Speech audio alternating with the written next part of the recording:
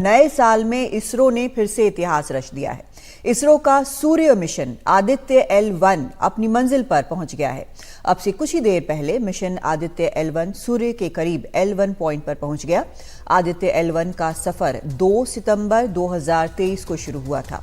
Mission के सफल होने के साथ ही प्रधानमंत्री मोदी ने भी ट्वीट कर देशवासियों को बधाई दी और इसे भारत के लिए मील का पत्थर करार दिया। मिशन आदित्य L1 सौर तूफानों के आने की वजह, सूर्य से निकलने वाली गर्म हवाओं की स्टडी करेगा।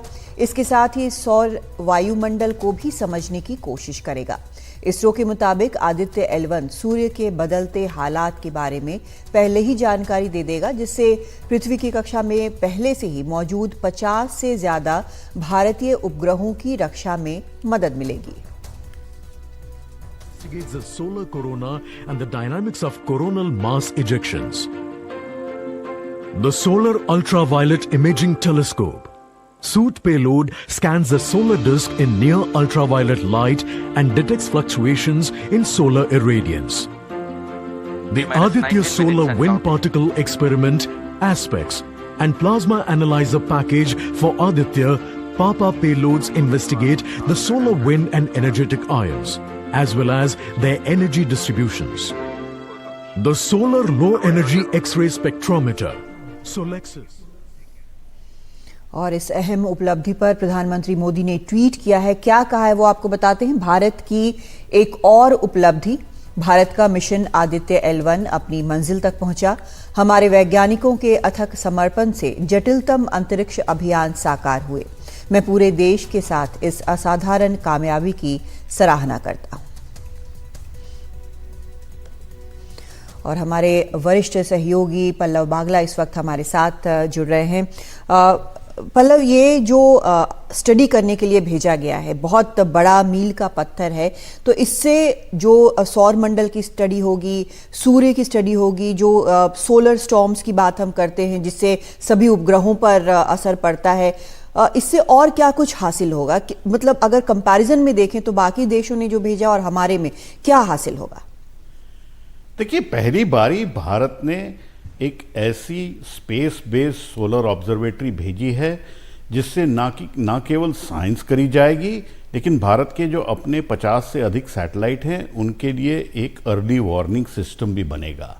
अगर हम अपने दर्शकों को समझाएं तो आज इसरो ने एक के बाद एक करके एक हैट्रिक लगाई है।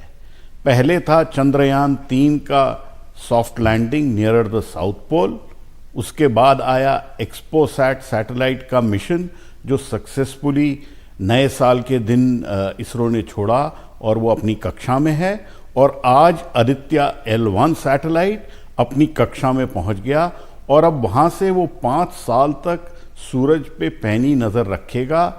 साइंस और सीक्रेट्स ऑफ द सन और मिस्ट्रीज ऑफ द सन की तो हमें गहराई से जानकारी मिलेगी, लेकिन उसके साथ साथ ये मिशन जो है भारत को अपने सैटेलाइट्स, अपने टेलीकॉम और पावर सिस्टम्स जो धरती पे हैं उनको भी सुरक्षित रखने में मौका मिलेगा। तो ये कहीं ना कहीं भारतीय अंतरिक्ष एजेंसी ने जो एक मून डांस शुरू किया था,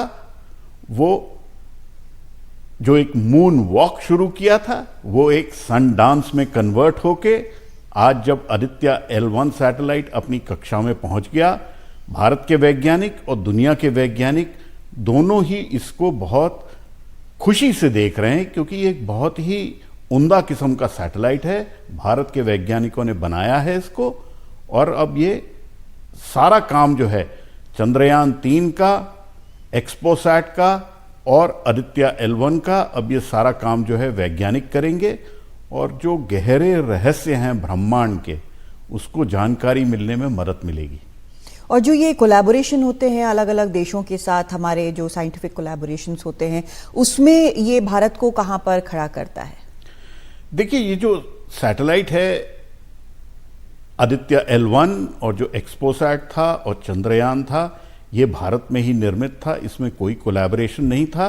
लेकिन हाँ, डेटा जो है वो ग्लोबल साइंटिफिक कम्युनिटी से शेयर किया जाता है। ये एक प्रथा है, दुनिया की प्रथा है, केवल भारत की नहीं, कि साइंटिफिक इंस्टीट्यूशन के संग शेयर किया जाता है।